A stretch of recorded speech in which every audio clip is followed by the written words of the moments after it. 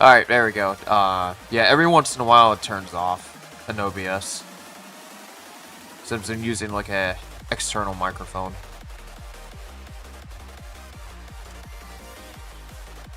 There you go. Okay.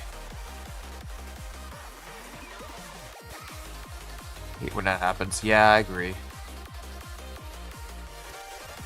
Because if you have like a desktop, there's nothing like connecting to any microphone, so it just resorts to default all the time every once in a while, which I don't know how, unless it's picking up from my advanced system settings.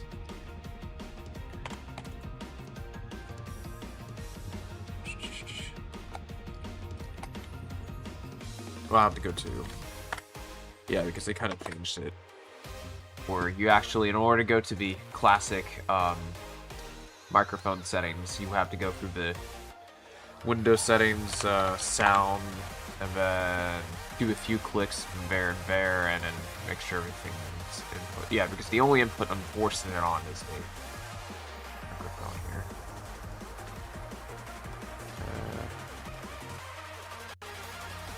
Volume mixer, let me go back. Sound devices.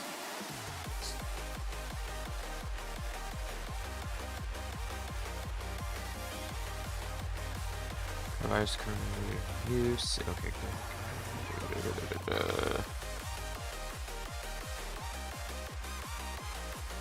Yeah, because everything else is disabled. This is the only one that's enabled.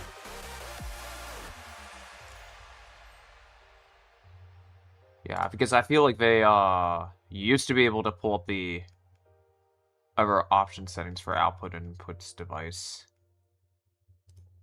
Kind of forgot how to before they force you to Windows settings. Just gotta remember the name though.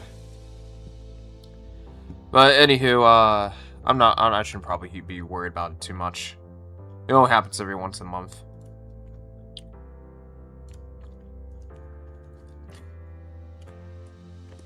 But yeah, I've been just working on some face expression stuff, so similar to like this over here. So I'm just reusing a bit of my art just to edit some faces and stuff, so I can have like a reference sheet for me once I do something with 3D.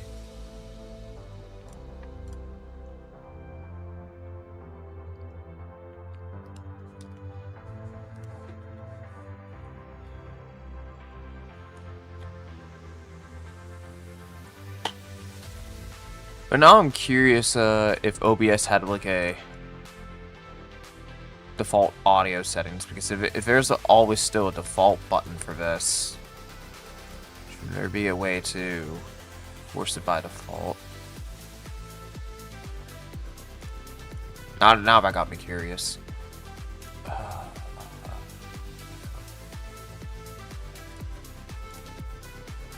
You know, I don't see anything in this audio settings in OBS that says it's default or anything. Here's desktop audio. It's default. Okay, yeah, the default's fine for the desktop audio. But, yeah, they just have it there. For whatever reason. Okay.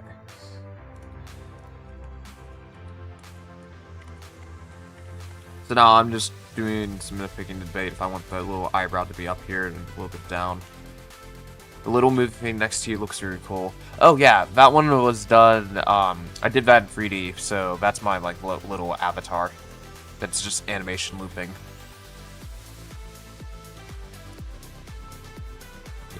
I mean, when I started 3D, I used to do it in ZBrush, but I did this one in Blender specifically to see how far I could get with this one. It looks pretty good.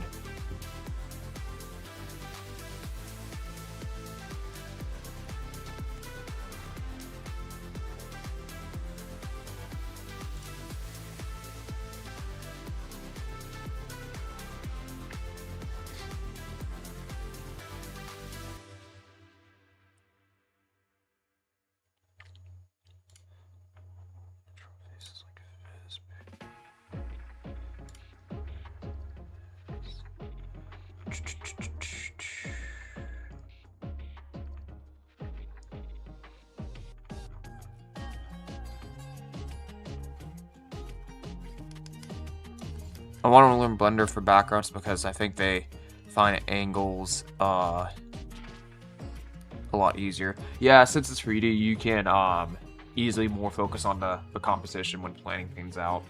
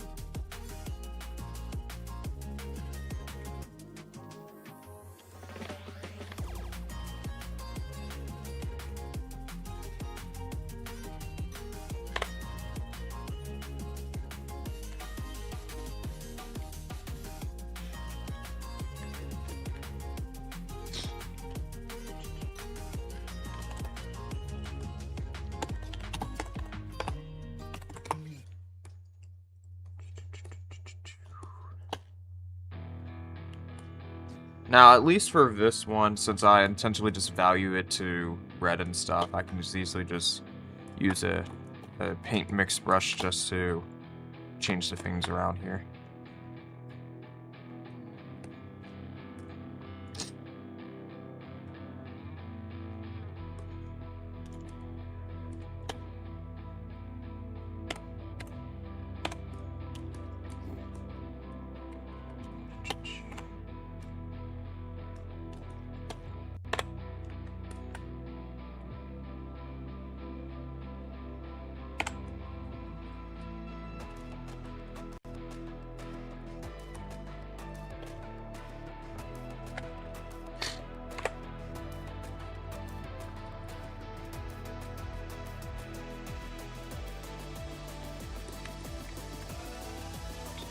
I want to learn Blender routes. Yeah.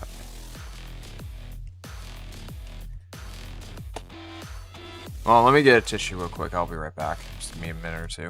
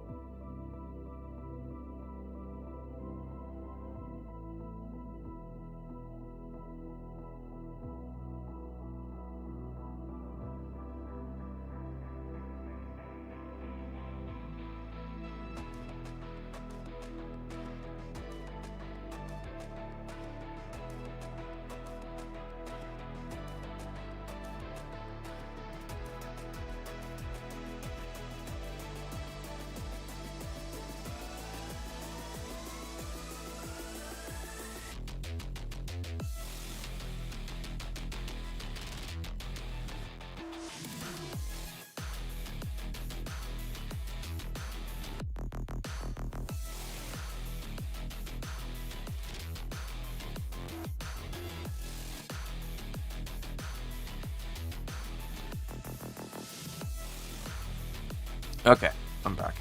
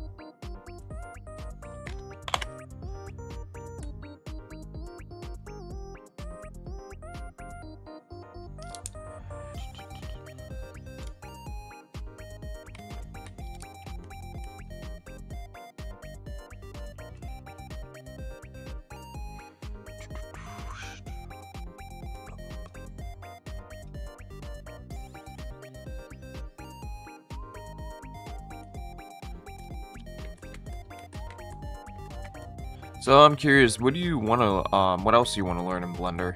I mean, as for me, I did, was more interesting for me to do, when doing 3D was to model stuff, as, like, make characters to look alive and just move around and stuff like that.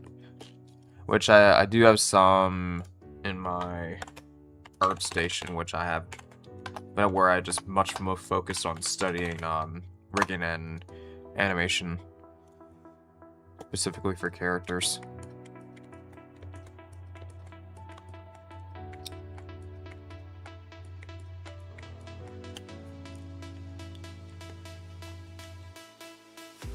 Because are you more interested in like abstract backgrounds or much more environment detailed backgrounds?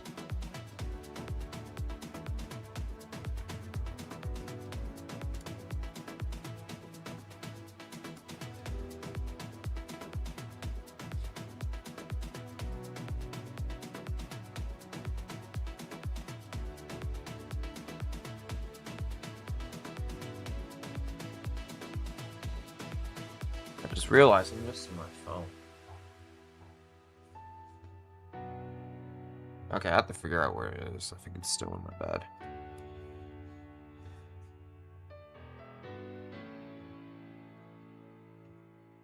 Unless I have to look down and do a time check at the bottom.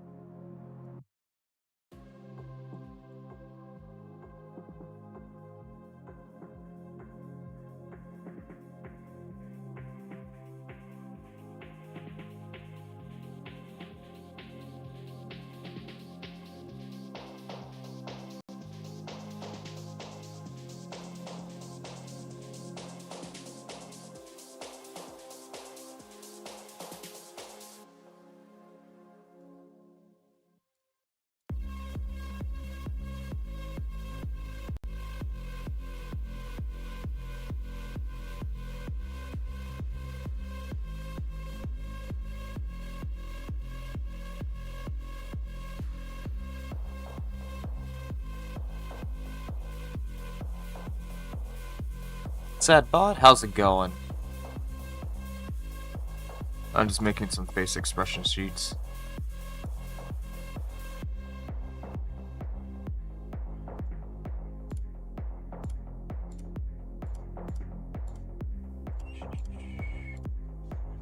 What you been up to lately?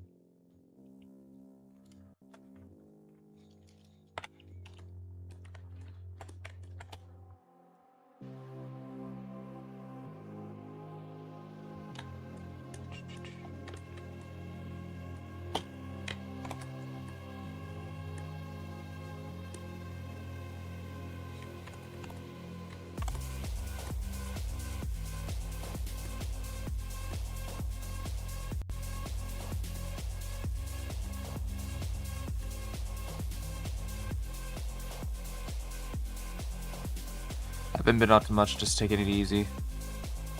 Makes sense. Oh, sometimes gotta take it easy. Well, at least my birthday's in a few days, so... But I'm decided to debate if I want to do anything on my birthday or just wait a little later in September.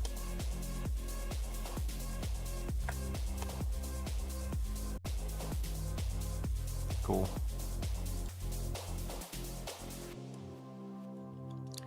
Yeah, I'm going to be... I think I'm going to be 26.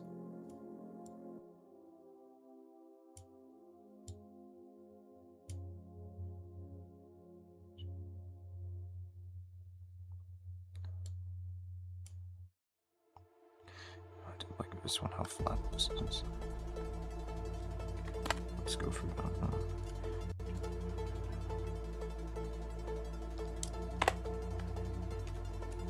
I wish it hefty birthday, but my German friend taught me to wish bad luck on an early birthday. Okay, interesting.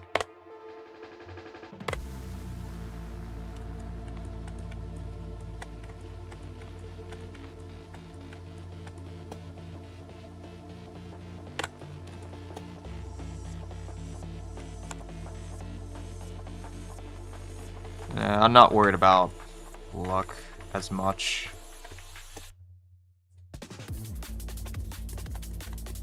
It all depends what you do with it.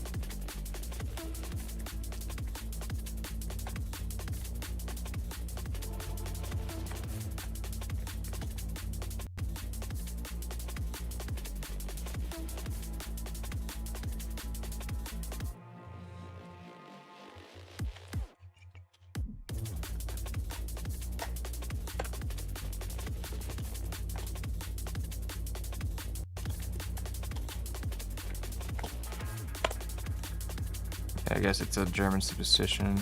If you wish someone happy earlier, they might not make it to their actual birthday.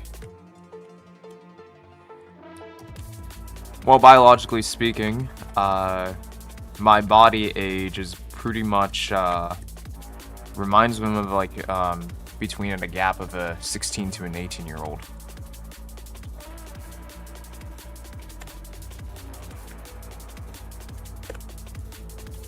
Because sometimes I get real confused without asking my age if I was like over 18 or under 18 when I'm working part-time.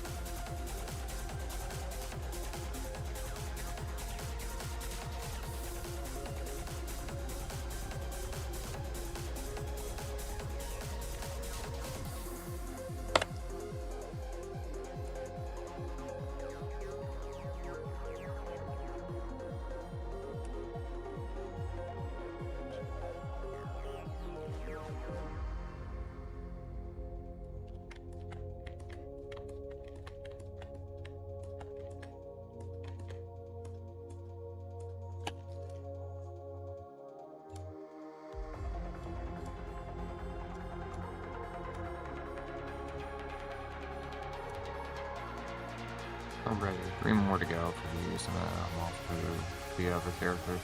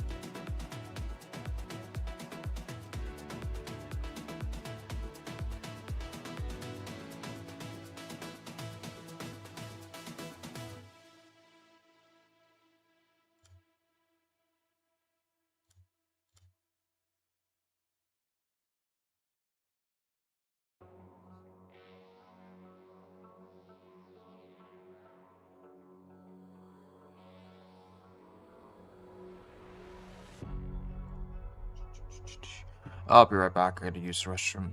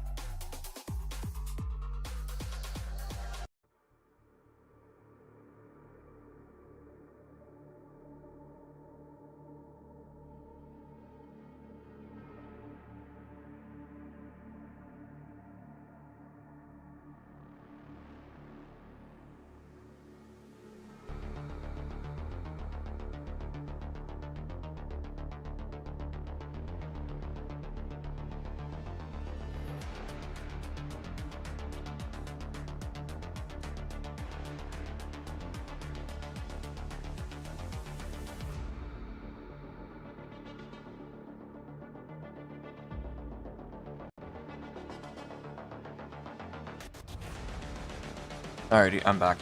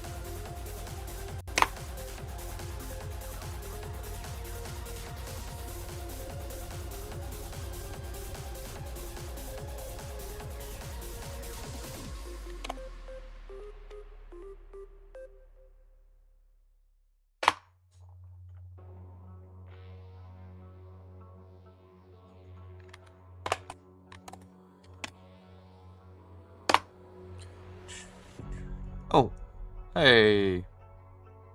Hey, me now. How's it going?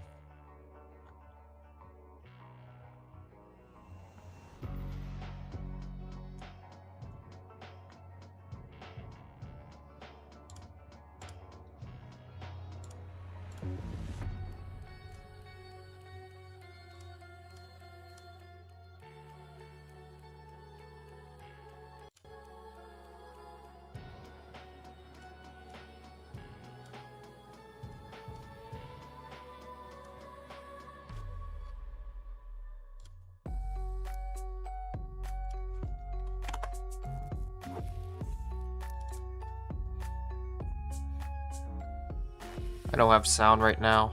Oh. Okay.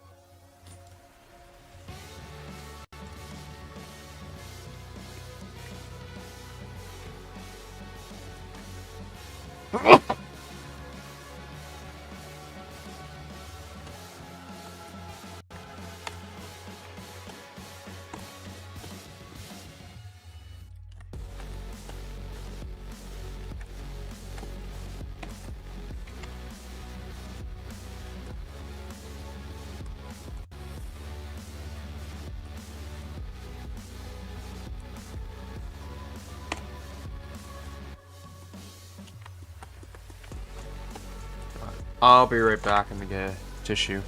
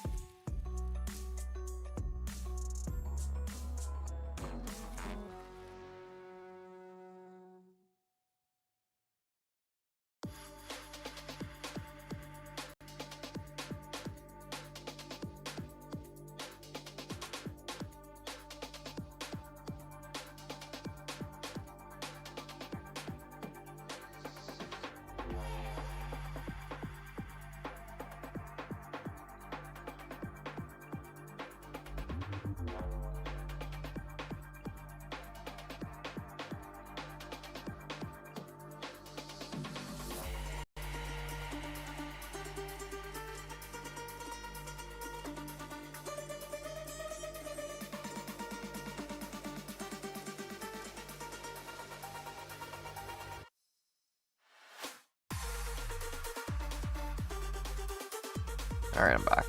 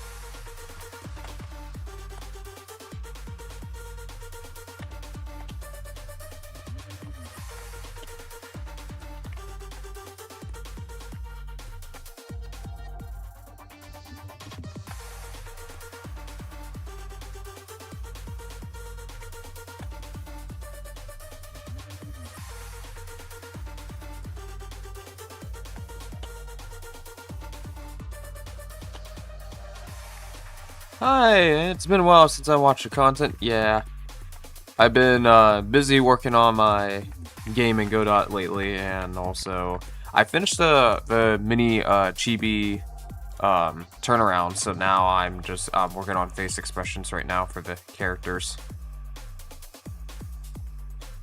So we're getting real close to actually I think I have like I'm gonna start probably scaling this 3D stuff in Blender soon, probably maybe a few weeks from now. But right now I'm working on like the AI behavior stuff and also setting up basic modular stuff to have like the attack scripts to happen. So I have something like preset on stuff like that. You've been popping on my feed lately. Oh yeah, I've been trying to make a lot of videos quickly as possible, but just keep the editing to minimum enough, but not go like overboard like it's some kind of a cinema stuff, because I don't want to fall into the trap for like over editing stuff, because I used to over edit a lot when I was making gaming content back when I was like 16 or 17. But then I kind of realized that it was just a whole that whole fluff of people over editing their stuff kind of basically veered what's the main purpose of YouTube. Because YouTube will always have like C or B rated content. Yeah, you come a long way since back then. Yeah, pretty much. So, yeah. So I got some like different faces ideas over here. But I'm more likely gonna use like 6 to work around with. I'm not gonna make multiple expressions, but just 6 is pretty much good enough for what I need. And then for this one, since this one's kind of a little bit of a special case, since she has like a weapon, kind of like humanoid version of her conscious to be transferred to here, so I have like a few expressions at least, but not as much.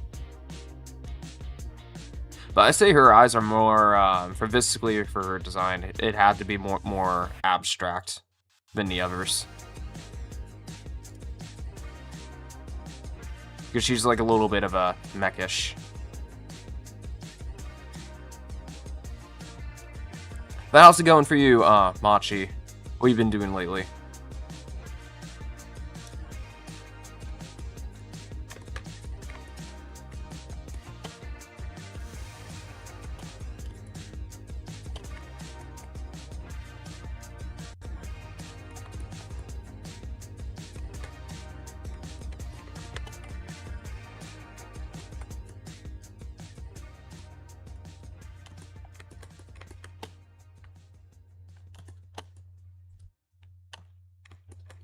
College has been tough.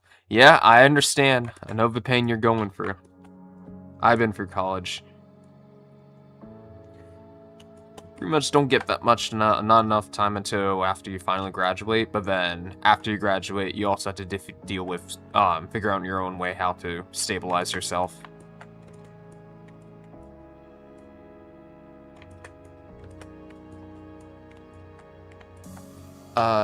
Haven't been drawing to do stuff for a while, but, oh, you haven't been drawing for a while? Okay. That makes sense.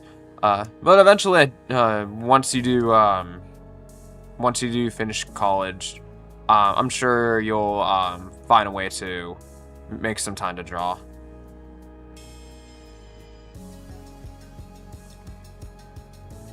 I kind of forgot, what kind of college are you doing? Like, what are you studying?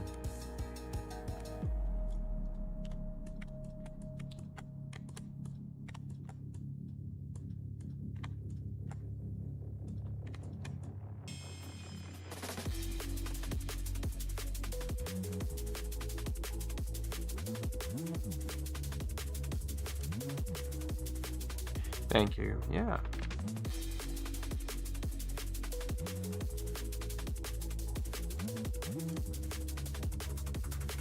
Computer engineering. Oh, cool.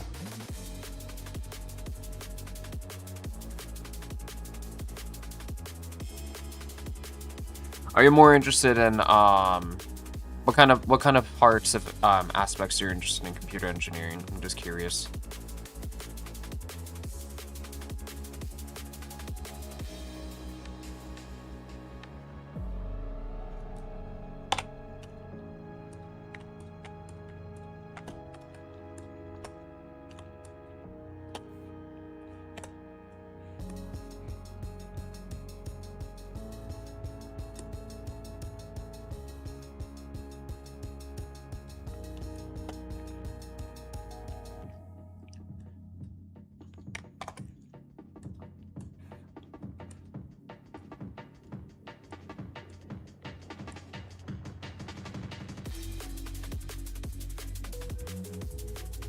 More on the software side, though. I don't have a lot of experience.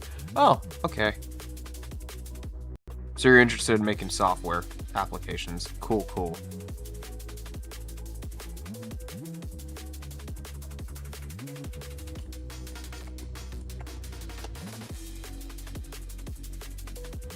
Game dev seems fun. Yeah, it's fun. Yeah. But more or less, if you ever do solo stuff like I'm doing, then you kind of have to wear like multiple hats because it's more than just programming.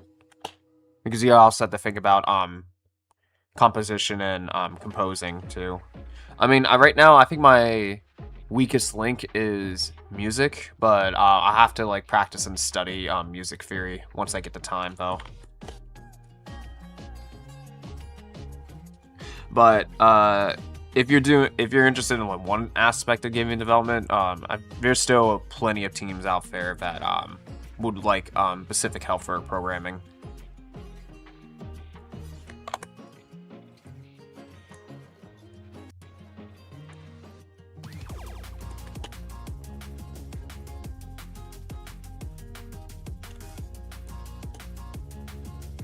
Yeah, huge respect for what you've been doing. Well, thank you.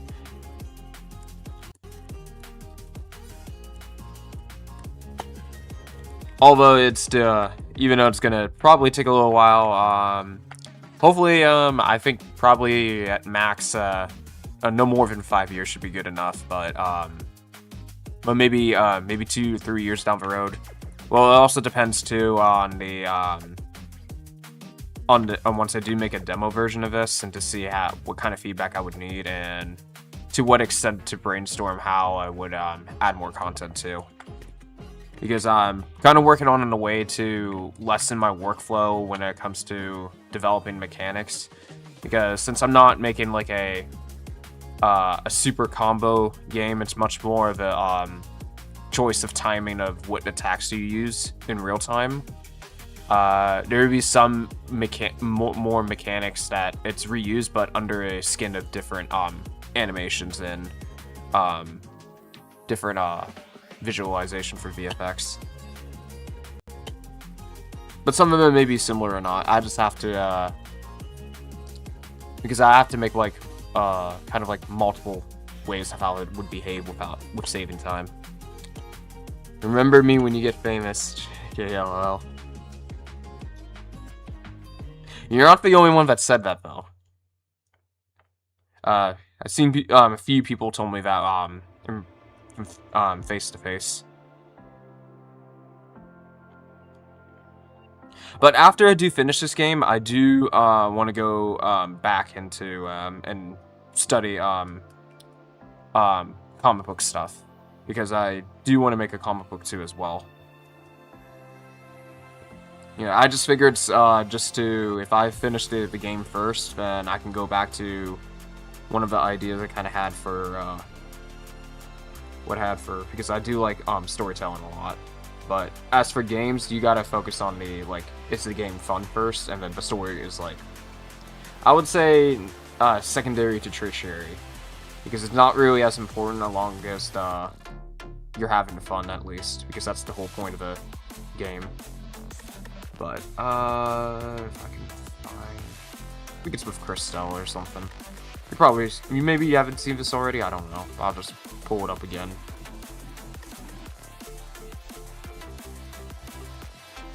Because I do already have scripts already written out, because I was kind of practicing writing, storytelling. So I was using this as kind of a loaded example at the same time. So it wasn't a complete waste. It was just basically a good skill to learn. But I'm still going to come back to it later on. I think this is it. Yeah, this is it. Because I had some ideas to do with some kind of like sci-fi alienish kind of thing. But the timelines between mostly the late 2000s and the early 2010s era.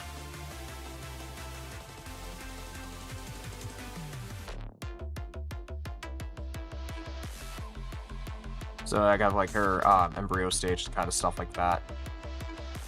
But eventually I do want to come back to this.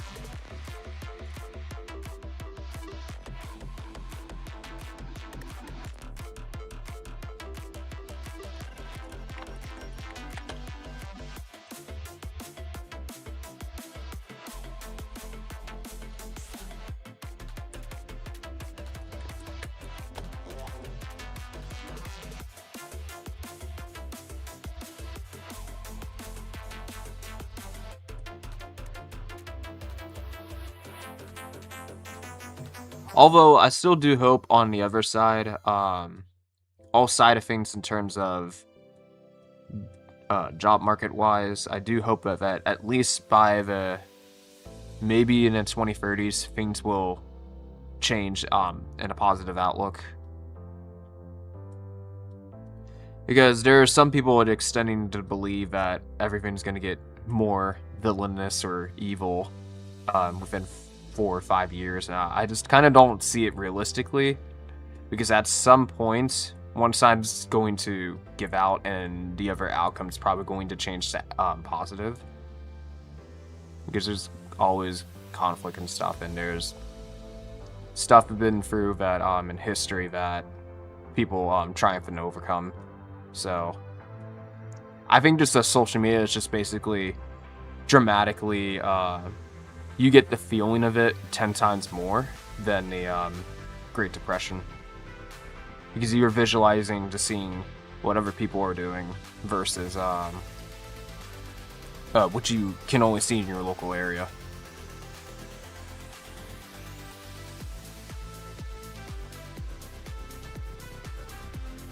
Because everything can turn into a super emotional train wreck on any like visual content nowadays.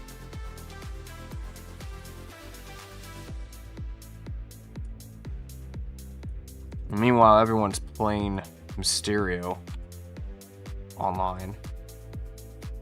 If you know what I mean. If you watch Far From Home. Oh yeah, speaking of which, I did watch Brand New Day. It was really good.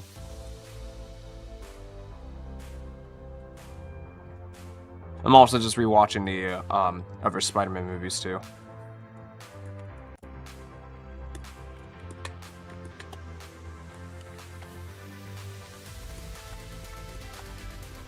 Especially how sensitive everything's lately.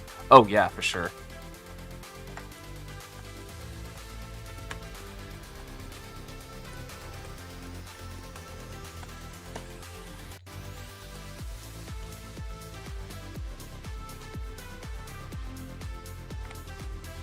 Because I feel like everyone is like back on both sides. We're just blowing it out of proportion.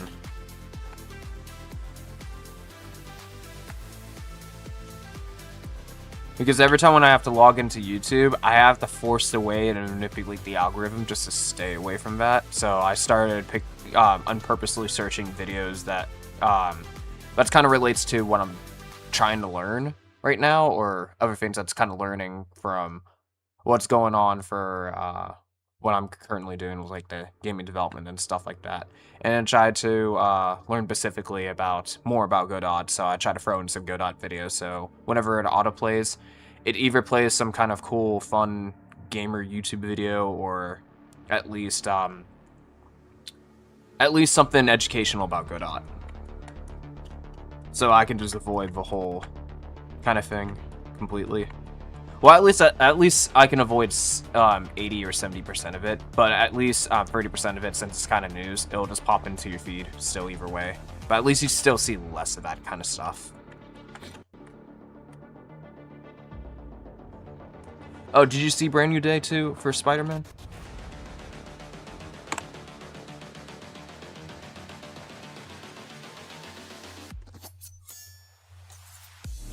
Have you tried posting on TikTok? Yeah, I did try before. I think I made a TikTok around 2022, but then I did start off posting ZBrush stuff, but then I did get some clicks and stuff like that. But then I got busy with a little college sidetrack, so I didn't have time to keep it up on TikTok. But then when TikTok's policy changed in 2025, the algorithm is hitting different now, so So I did some test uploads from there before. It's not really the same as it was. It's probably because mine from when I was posting in 2022 was much more sculpting focused, and it was very bit more broad in that topic.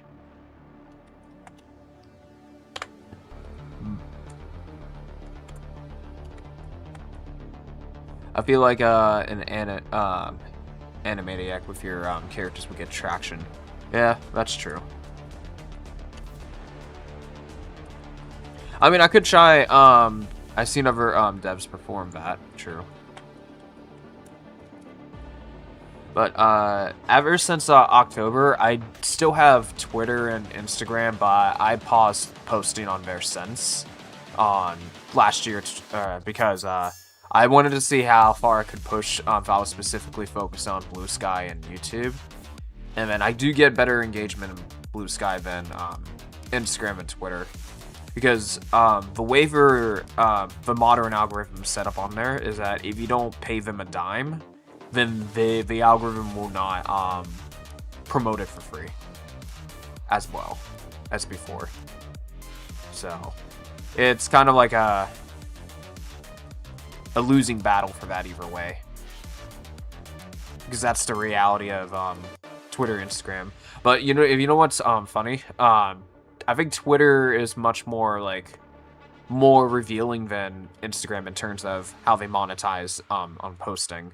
Because on Twitter, you now have a bunch more subscription fees and stuff, and then they start taking away basic features too. So they can make a buck off of you.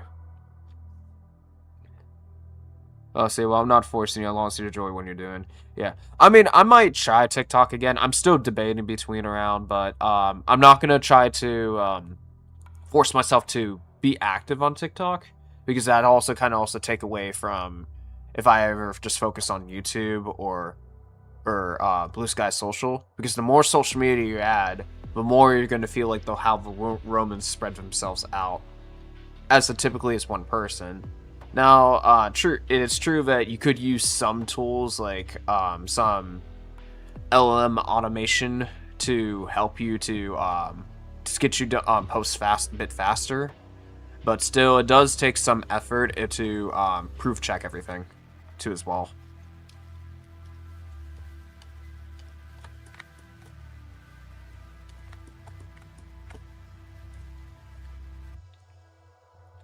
Because I do notice 2-minute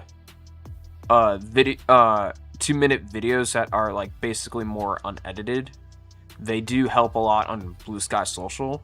But then when it gets to YouTube, you have to do at least some bit of form of editing, but you don't have to go full on cinema. Because that's just optional if you're not a video editor professional, but you need just enough to have commentary on it. But on Blue Sky Social, you can just upload videos without commentary and you'll do well.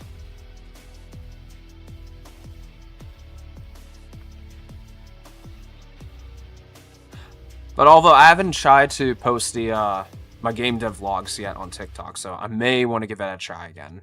But we'll see. Because I did try with the art stuff.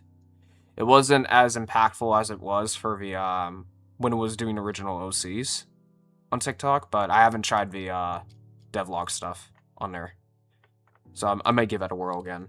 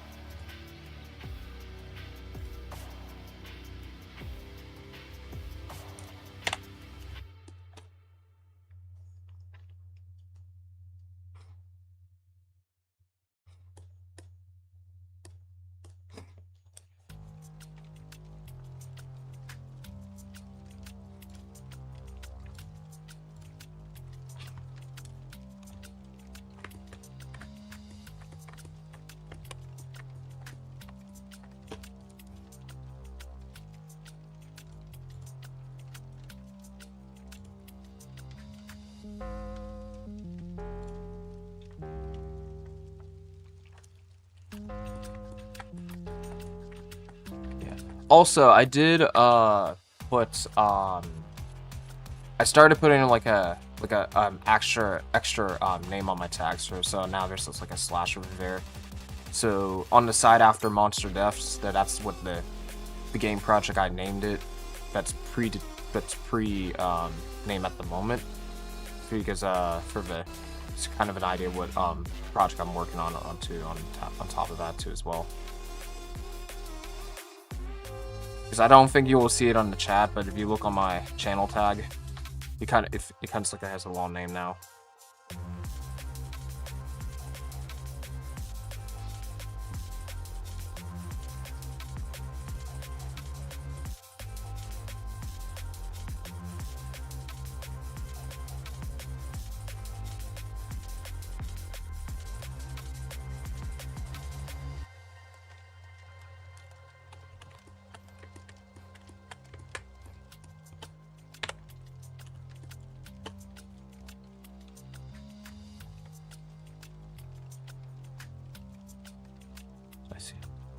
Yeah, because I saw when I was reading some tips on video game marketing, some people suggested to put your video game title on next to your online name, so it does help to whenever someone searches you, it's already pre-told in advance. If you're still like trying to build your audience, they have an idea what the game is called, so if they search specifically for that, they can also find me too.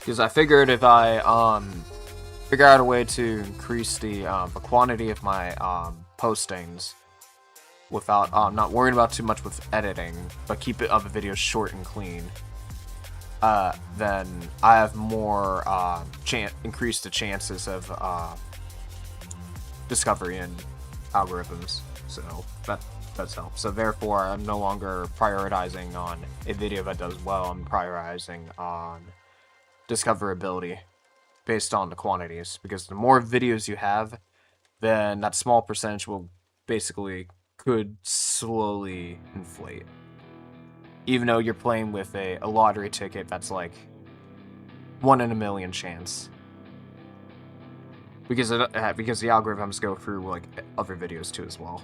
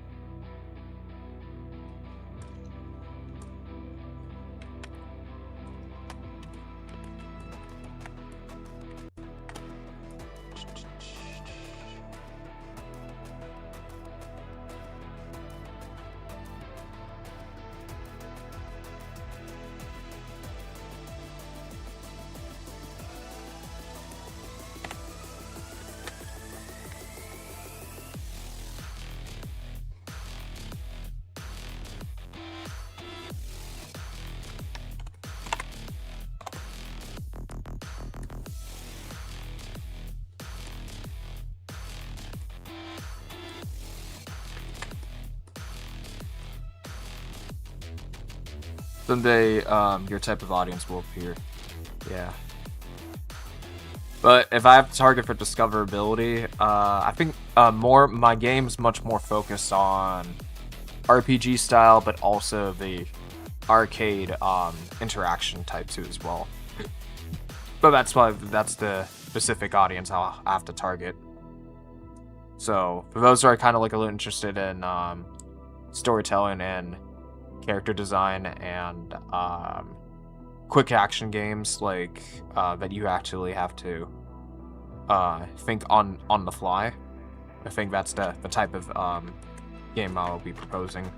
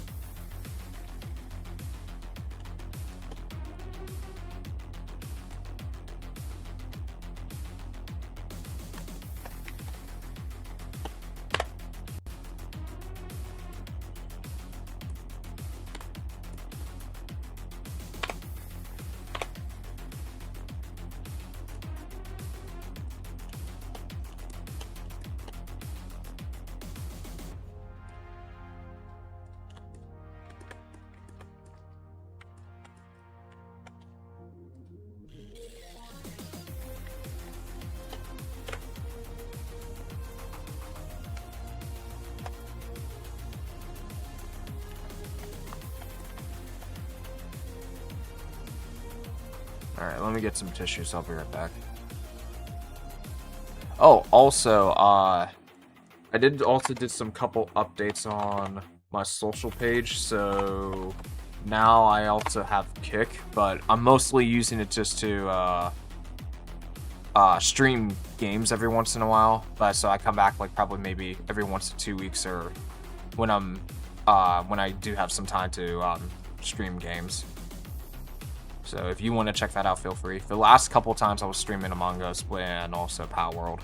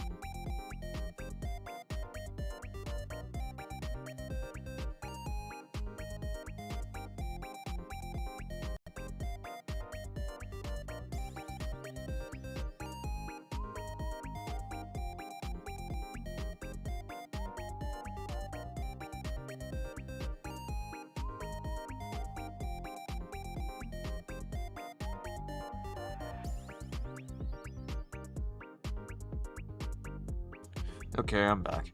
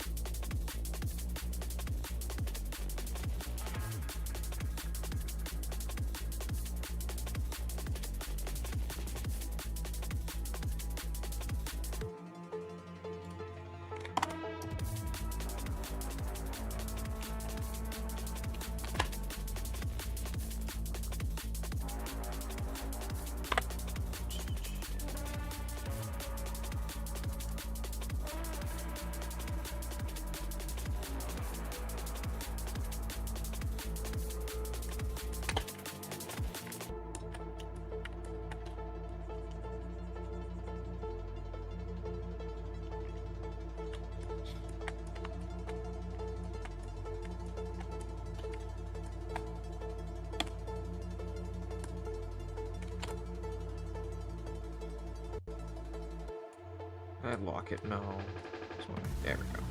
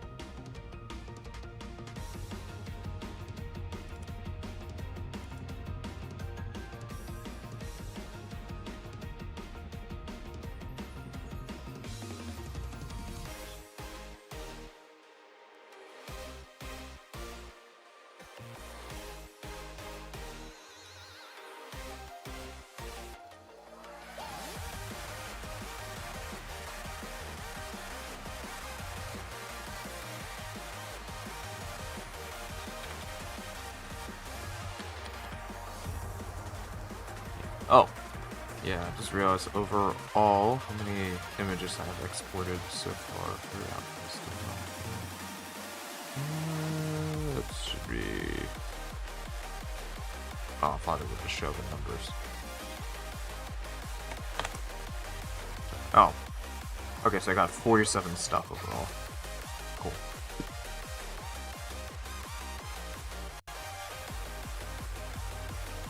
At least once I do get the start designing creatures and stuff, it won't be that extensive for one thing. It's just the main characters usually have a lot of things going on.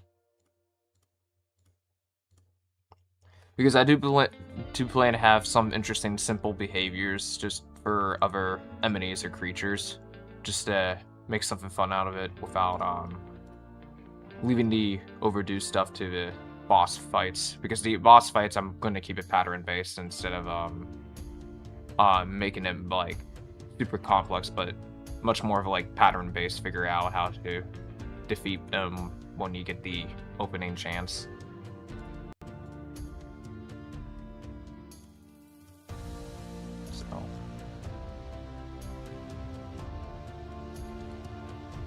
I'm gonna have a lot of art sketches by the time when I get this all done.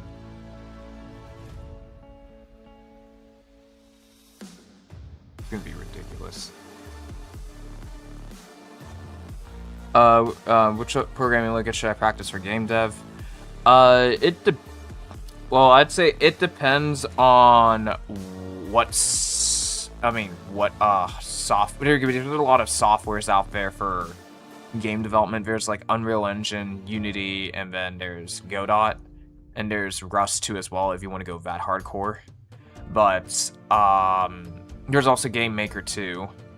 But I would say focus on the programming languages that has like foundations of basic understanding how code works and how you would group things and stuff like that.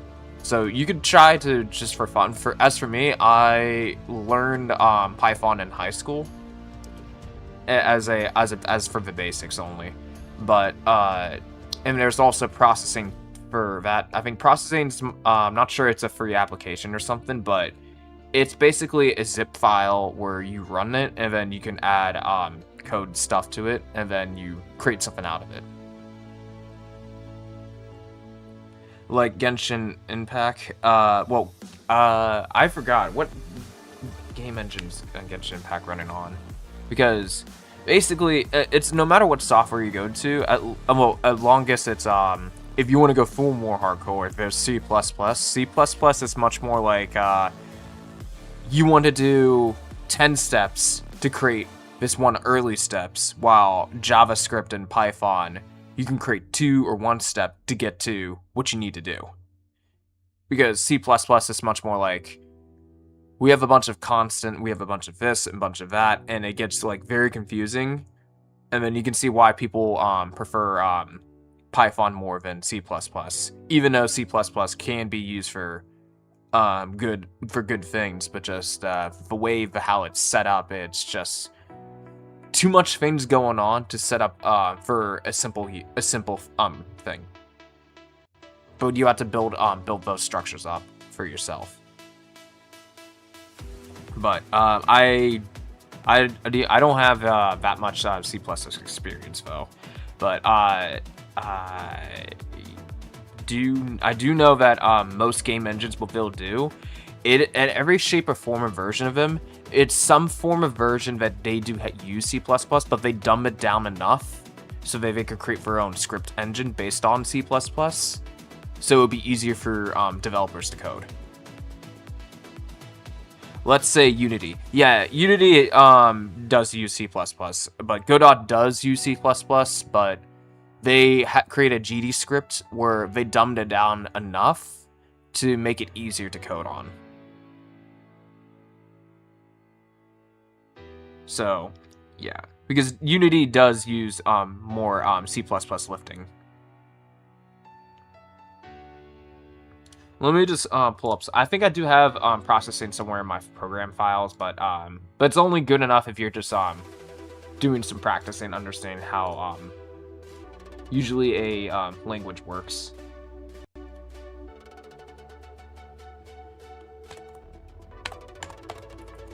But it's not really capable enough to be a good game engine, but it's good enough to understand how coding works as a whole. So it's good for beginner stuff. Yeah, is it? I know it's free. It was basically Yeah, it's free. Okay, that's what I thought. Okay. Here, I'll just take you to this link. Because typically, I wouldn't say until you kind of understand like at least some form of like the concept of idea of like how you built and create systems. I mean, you can still dive into any engine that you want and still learn that way, but you'll probably have more of an easier time if it's a technology just to practice on a programming language that's much more fun and opening to a learning experience than just facing with heavy learning curves that you get thrown stuff at you, and at least it's a bit less stressful. So because processing is open source, but you can still pretty much make some cool stuff out of it, but it's not really a good game engine or anything, but you can still make other things other than that's not related to games. But it does help you understand why things go and work. Because when you're entering Unreal Engine or when I was trying to switch from from Unreal Engine to Godot, I mean, there were some things that I did understand how like booleans and nums and when you shift things were, but I was used to at the time using blueprints, so I was able to connect to certain things to visually to get to there. But when it came to Godot, it was kind of a little more like I have to pull up the documentations to look around. What does this do? What does that do? And then factor some concept draft ideas of how this would work to this function, that function, so I can understand it, and watch some videos visually that explains what does this do, what does that do, pretty much. But most of the time, the basics of creating a function is pretty much the same thing to all generalist shape and form of coding.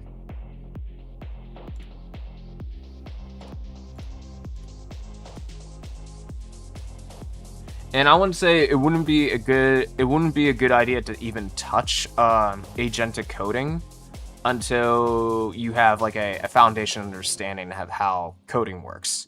So you don't keep messing up or figuring out why does this not work or something when you read your own stuff or whatever it generates to print out. Oh my god, I'll be playing around with this maybe this weekend. Thank you so much. Yeah, you're welcome. Yeah, this one's a very basic beginner to bone. It's the learning curve is like not horrible. It's pretty much very easy to learn. But this is good if you're just practicing coding.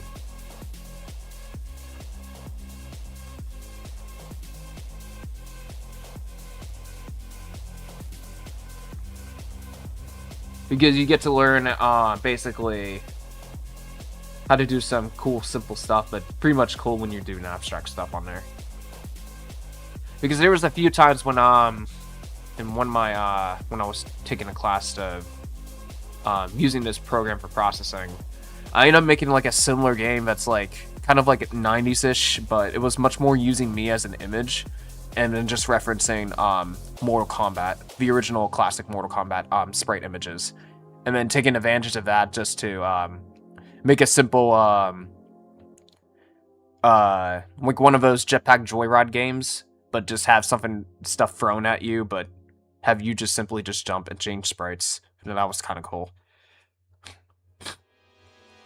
What should I try making first? I mean, for now, if you're starting as a beginning, I would say try to make something try to make it like an art image out of processing that first, just to see how far you get. You can be abstract as you want or something like that, and then later on you could try to make pattern based art too as well, just to learn how to get to there too as well. But I remember there's a guy that he has a dedicated tutorials for this. Hold on. Let me just show you that. Just give me 1 sec. This is back in 2015, but it's still valid, what you're trying to do for practicing. because he goes over and like from top to bottom he has a whiteboard, and then he actually shows you what happens and then what logically could happen too as well. He's called the coding train. I'll take a link to his YouTube channel, but I have to find the playlist for specifically for processing because it's like 2015 videos.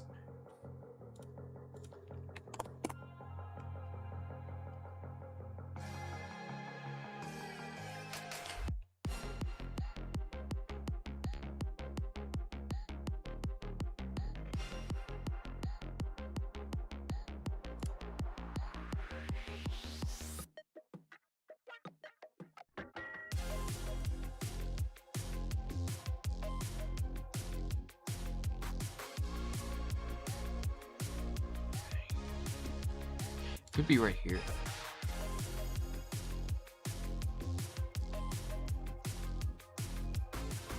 Hold on, I'm gonna mute my audio in case if it plays. I just gotta figure out if it's the right one.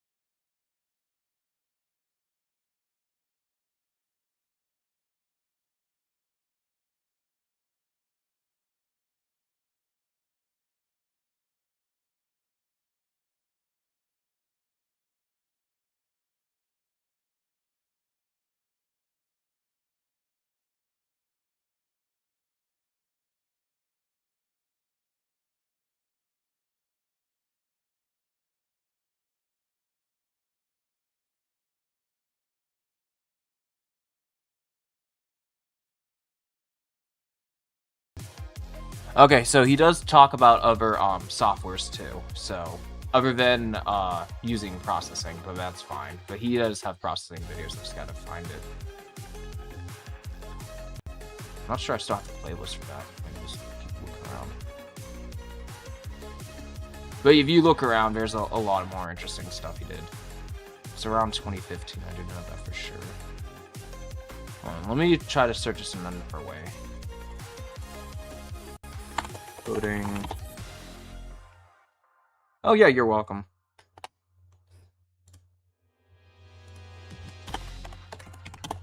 Coding, processing. Let's see if the videos just pop up for that.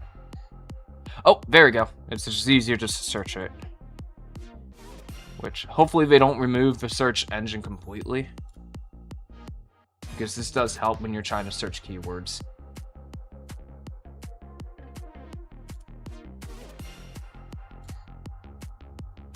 Is there a way that I could share the whole playlist? Oh, no. Do not play. Do not play. I'm streaming. Alright, I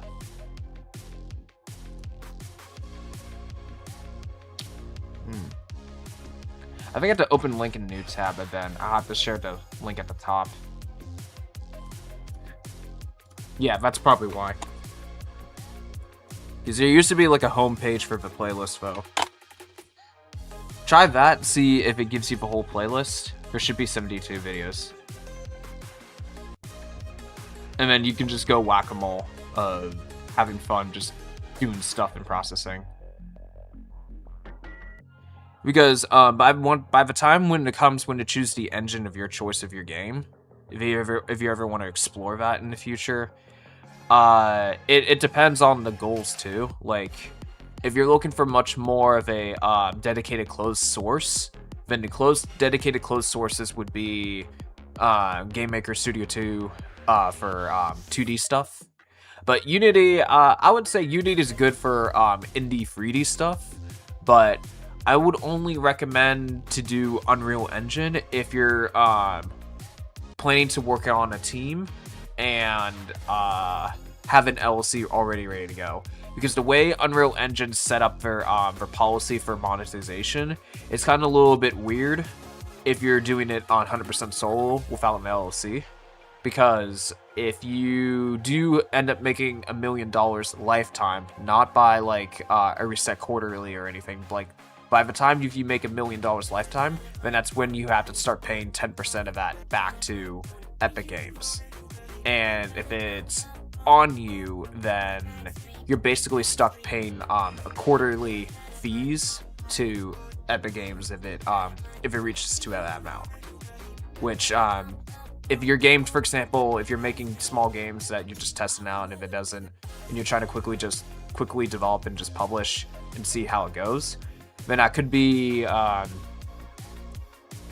turned into like a rabbit hole later down the road in the future. If, like, for example, 5 years in advance, somehow you gradually reach the $1 million threshold, and then you don't have that 10% amount in case if something happens. So it's just better off whenever you're publishing games with Unreal Engine, just go find a team, create an LLC, and then make the game that way. So then it's much more financially safe on your end. But for Unity, they have a subscription base for that. But if you want to go for Unity, if it's a closed source for 3D, then that's very good for sole developers for there.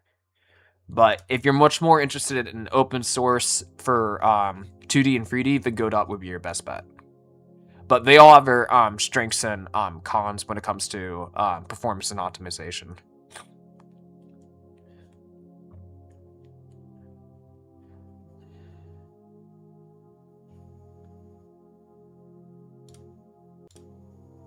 So hopefully that helps when you start getting used to learning some things. Because the moment when you switch to an engine or start a new engine, it still relies on the foundations, but they do alter some things to make it the way how they want it to work.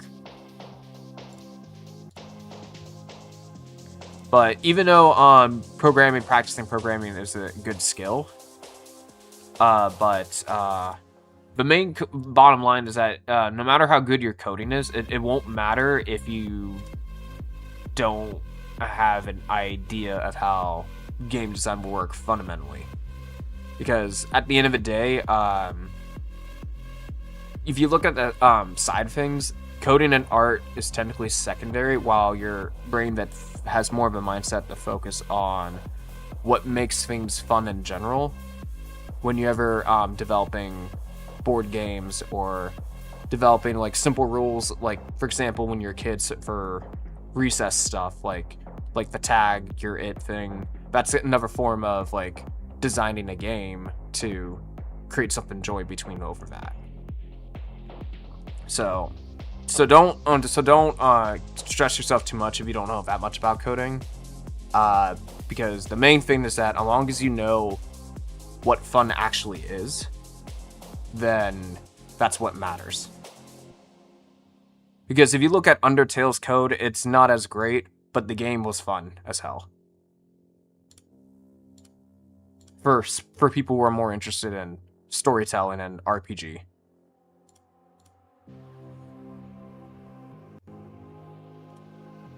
But anywho, the processing tutorials is fun too as well.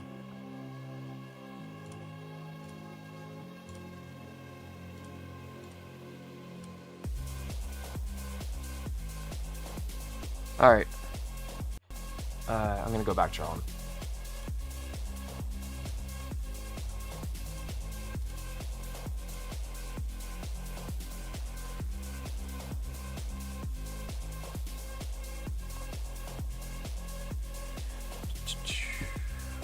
Oh yeah, I forgot. I'm importing something in my Purist.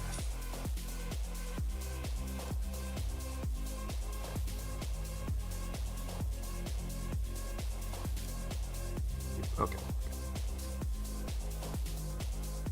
I see. So no matter how amazing the game is, if it's not fun. Yeah, because what many people, especially in the AAA industry, forgotten, the point of video games is to have fun. The moment you decide to bring politics and the real world shit and throw stuff in there, or something that's not fun to play, it doesn't matter how good your art is or your coding is. People are not going to play something if it's not fun. Yeah, jam-packed with if statements. Yeah. But the thing is, the game sold well. Because it was fun. Because if you take a look at the example of Schedule 1, the fun thing about Schedule 1, which I haven't played the game, but I've seen videos, And I can see why it's fun, because it does play with role-playing and also strategy too. So as long as you have, if for people who likes to roleplay as the drug dealer or something like that, that's another form of one of the foundations of starting and have fun. All right, I'm gonna go back to reviewing. Thanks a lot, man. Yeah, you're welcome.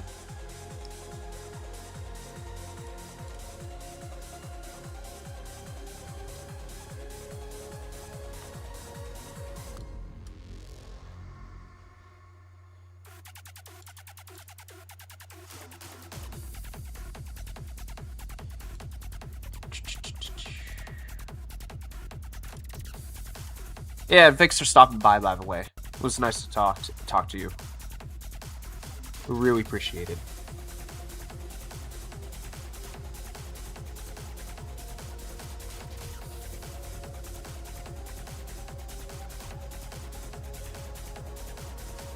I'll use your stream as white noise. Okay, cool.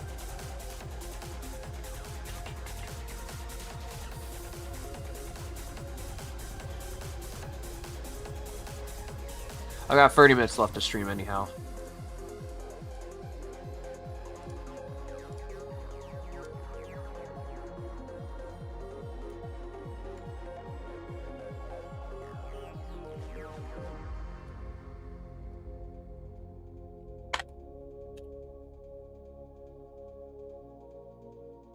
I'll be right back real quick. I'm gonna get another tissue. It's my nose like to every once in a while just upstairs.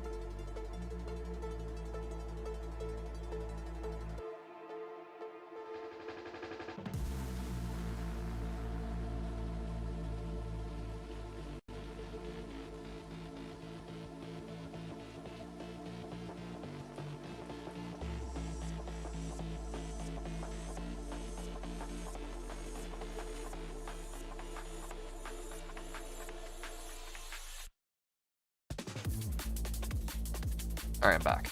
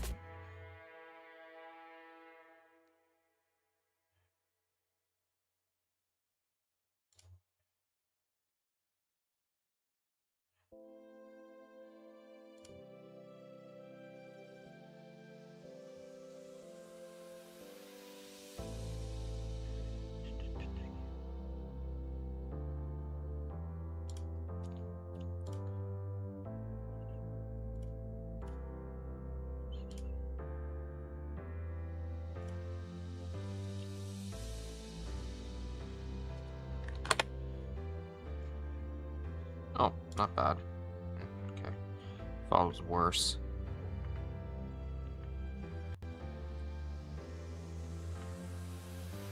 I keep forgetting these files don't have like a illustrated background, so that's why the file is not like inflating my RAM.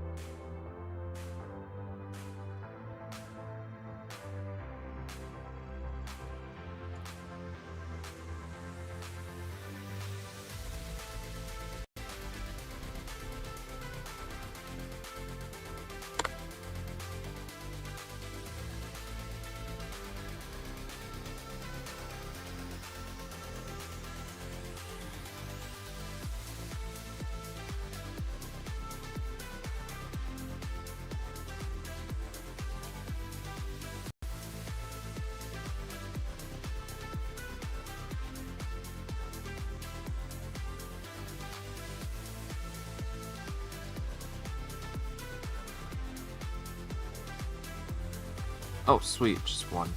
Okay, cool.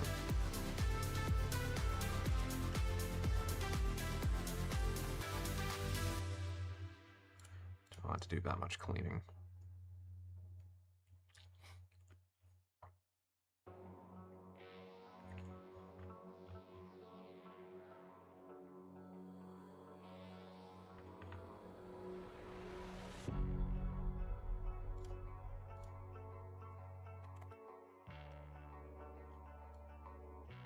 Maybe I thought wrong. But then the shading's not moving. So something else is locked.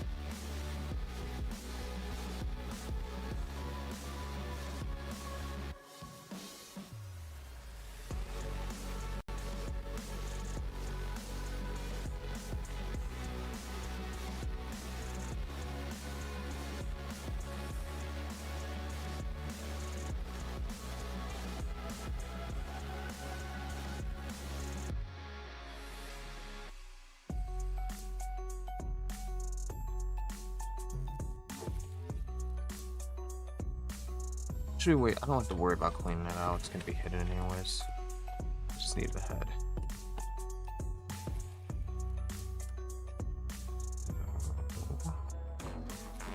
I'm just gonna double check.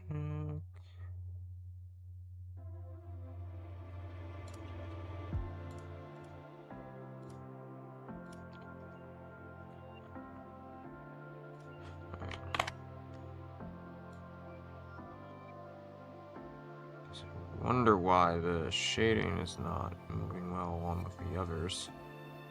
So just locking it down.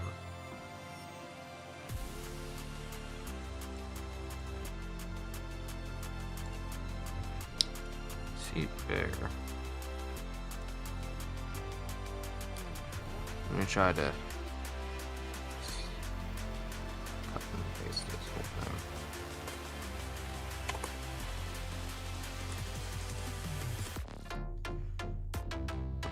This.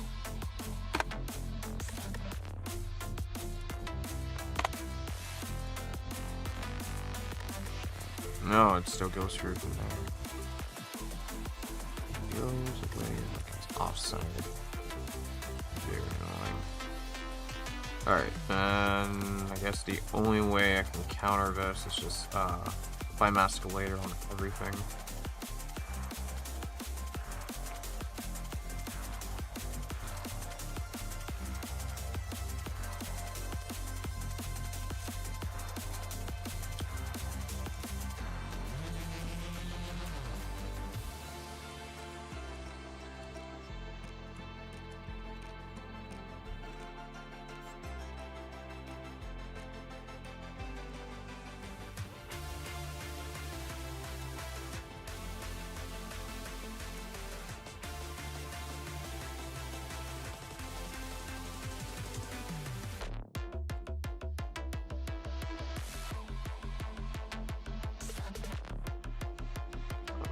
sketches.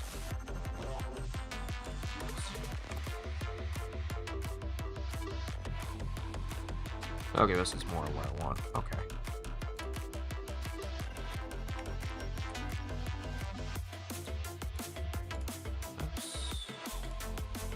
So I'm gonna clear that up, hide that.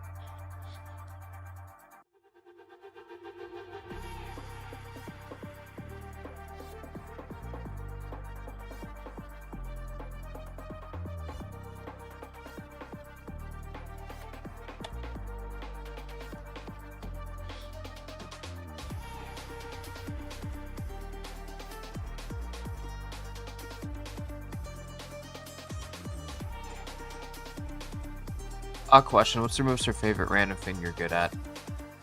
The most favorite random thing I'm good at is much more with making very cute biped illustration poses of female inhabitee characters.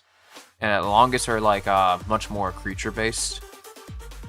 I think but much more of a heavy inhabitee on the female, then it's cool. Because I do like much more of those aesthetics that I kind of lean to more comfortable doing that, but I also try to explore other realms too as well.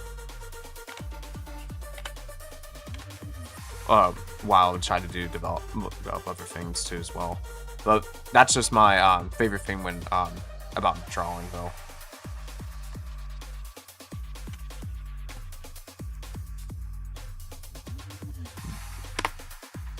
But what I'm also kind of like also interested to is I do like critical thinking a lot. So I do like think about things, a lot of things.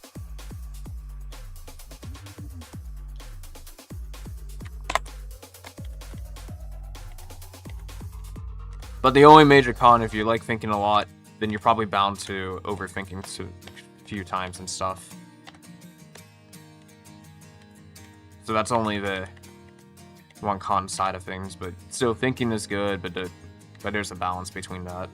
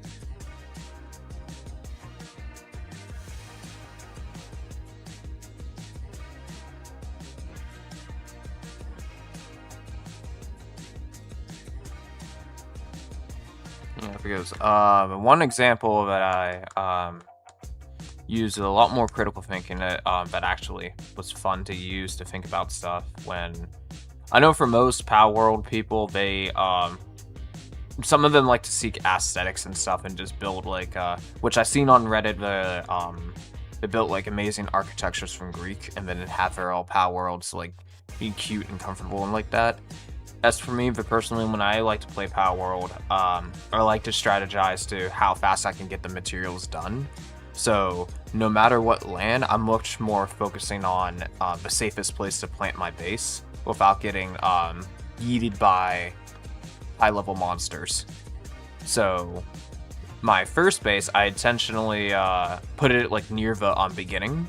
So that's where least likely it's going to get attacked by. And then I have the high ground. So, using the high ground, all the enemies that's being invaded will easily just vanquish because it just takes longer for them to get up to get you. And you could just easily just pillage them off. That's one thing. And then number two, since I'm more focused on crafting wise, I just basically craft and just grind my way to get more of the gear than not really worried about decorations and buildings, because that just takes too much resources. And generally that's how I play. I think that's what it's meant to play, but then they do also have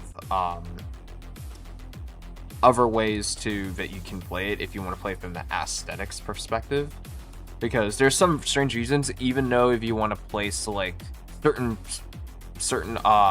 resources camps or dungeon camps in Power World, they tried their best to make sure you place it appropriately so it looks believable, but then there's huge spot areas that they couldn't tell you to put it in the appropriate place, and they just let you anyways, and then it just looks hilarious. And I just managed to shove it in the camp somehow.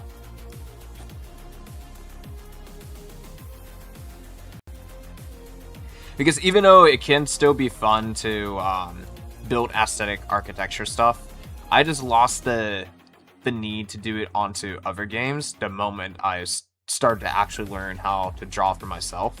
And I'm like, yeah, that's cool and all, but I can make my own without the game's help if I wanted to, which I'm very less lenient in nowadays too. I barely don't I don't buy any cosmetic stuff because I can create my own stuff. So just me, for example, just looking at an artwork that someone did, like in Marvel Rivals with 3D characters, so you can see the aesthetics of how the professionals draw 3D sculpting into that. I would say it's nice to look at. It's like an image already there. So what's the point of buying it if the whole point is just staring at it and you're already staring at it? And you can easily just search Google Images and just keep it for yourself if you wanted to. But yeah, I just find that's no point. So what basically drives me for playing games now is much more the game mechanics and how fast I can interact with it. That's what keeps me playing. But as for art, I'm like, yeah, I can. If I wanted to, I could make this for myself. I don't really need to pay an extra buck.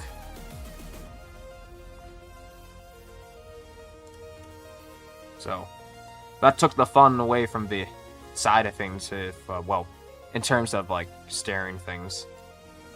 So I was like, oh, I can just make my own if I wanted to, or just logically just take a picture if I wanted to for reference.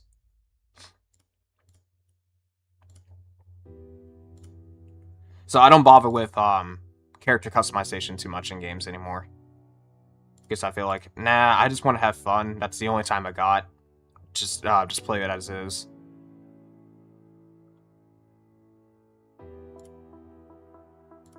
Because, you know, in my mind, it's very tempting to point out, oh, this could look better on here and stuff like that. And I'm like, wait a minute.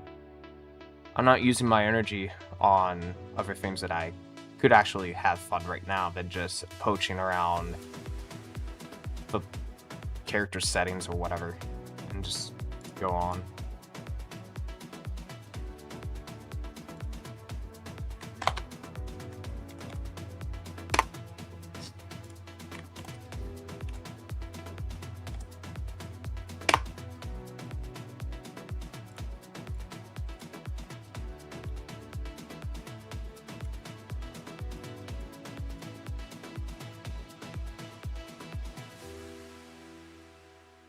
But I get why people are more interested in buying cosmetic items.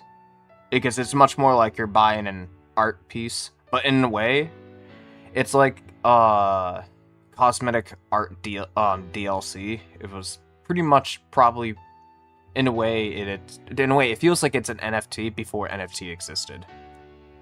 In my opinion.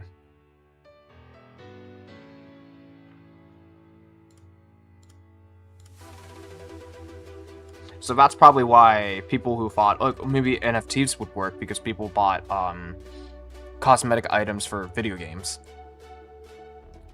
So that's when they thought, oh, maybe NFTs would work out that way.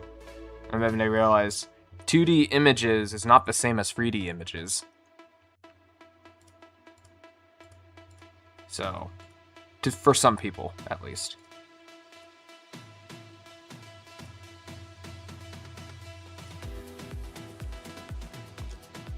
And that goes the same thing if you ever make a choice if you want to buy Discord Nitro for whatever reason. I mean, to be honest, there's no value to me because all it is just cosmetics.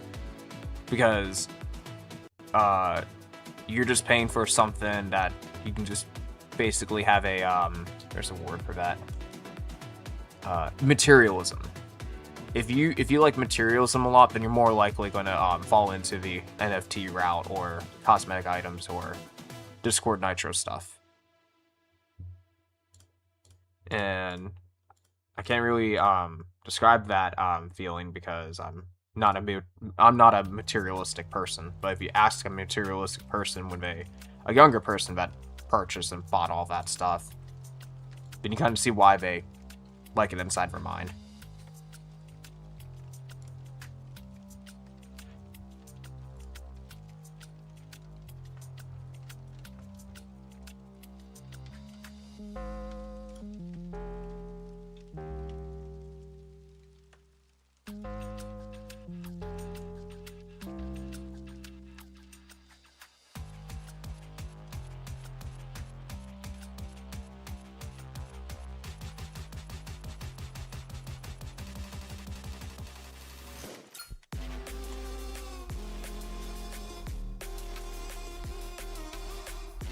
What new stuff?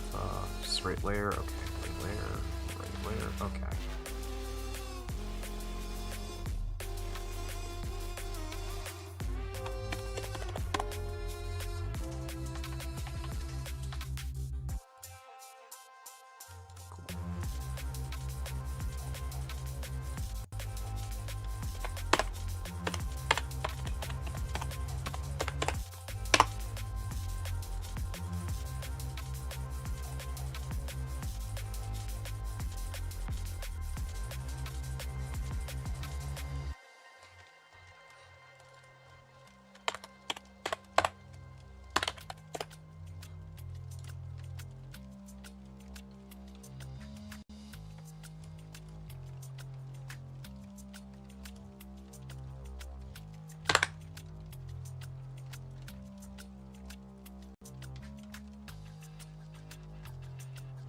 Okay, it's 12:05. Alright, I think this would be a good layout for me if I choose to either work on my game on Monday, or I'll probably finish this on Tuesday, so then I'll already have basic expressions done by then. It'll be quick and easy. So, since I set this up, yeah, it's just the only time it takes time is just setting up all your layers, because I'm basically extracting one of my works over here, and then try to relay out everything out before I even get started actually drawing the faces. So I can cheat away from time from not redrawing the same thing all over again. Do you think college, I'll thrive for study program on my own and rely on my professors? Well, it depends on your life situation. I can't really give you a definitive answer. Some people go to college for reasons, and some people don't go to college for reasons. I have my own reasons why I went to college. Even though I did practically learn a lot more about 2D art in high school, and then learning on my own without any professor's help. But I did felt I personally needed a more visualization guide about how 3D works. So that's why I went to college for that. But it depends on your wants and needs. That's all I gotta say. Because if you do your own research, figure it out why whatever your life goals are, what you want to do with programming, then you can figure out what ways the pros and cons if a professor helps you or not. Because some people may need more on hands guiding versus figuring out on your own.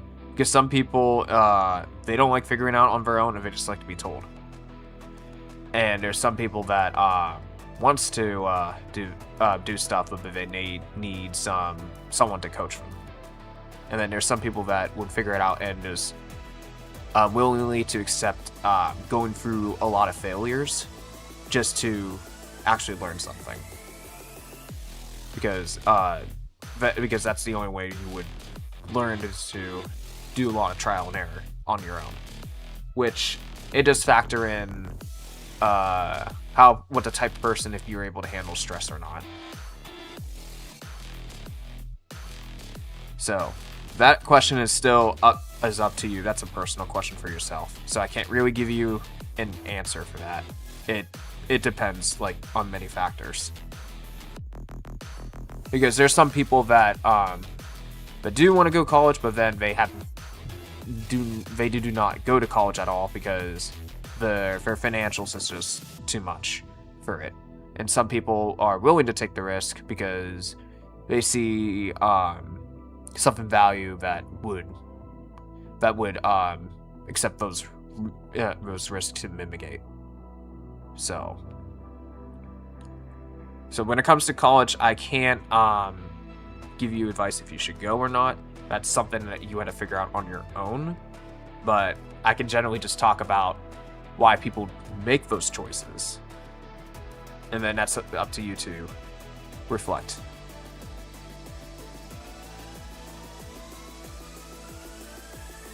Yeah, thank you for your words. Yeah, no problem. I mean, to be honest, if the only time that you absolutely would need to go to college for, if it's something really, really important in the life ecosystem of politically, and something to help with others. Like, for example, if you're diving into the medical field and you're trying to be a doctor or something like that, then you would have to go to college, because there's no way in hell that you can learn that on your own. Because you would need to be around people who understand how to save people. Because if you try to play test to try to save people without, someone guiding you, that's a lot of high risk, and that's going to cause you a lot of trouble. So you would definitely need to go to college to be a doctor. So I hope that that's some kind of sense of where the bar goes for college. But I guess seeing in today's world, there's some things that, yeah, college is reasonably acceptable, and there's some things that college might not be unnecessary if you have the resources already that you can get for a cheaper price. Or basically, someone posted for free online because they're already earning money from the YouTube algorithm itself. In our country, it's much more of a requirement when it comes to diplomas. Oh, I see. Yeah, because I live in America, so my situation is kind of different with how college is. But I'm not sure for your situation is, because you live in a different country, so that's why I can't give you a specific answer. Well, not some, but most. Yeah. But if whatever your country says, I would just follow it as what they tell you. So I can't really give you anything. But I'm just only explaining from perspective where I'm from, which is America. And yeah. And as for America, it's probably the same, not sure if it's the same for the other super world, but in America, college is pretty much like buying a mortgage for a very expensive American house.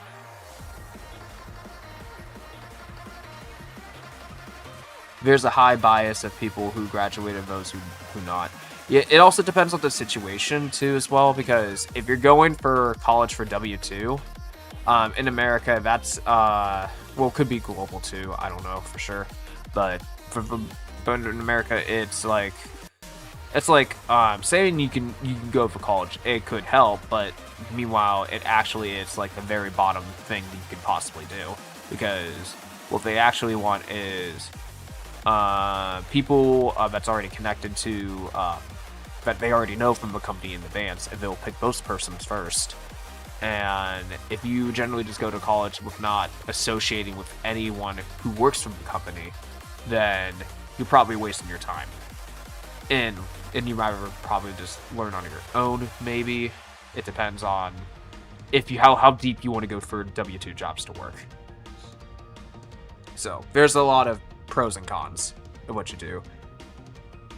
I would say college is like a chess move. It's a choice that if it why are you going for this, or why not for not?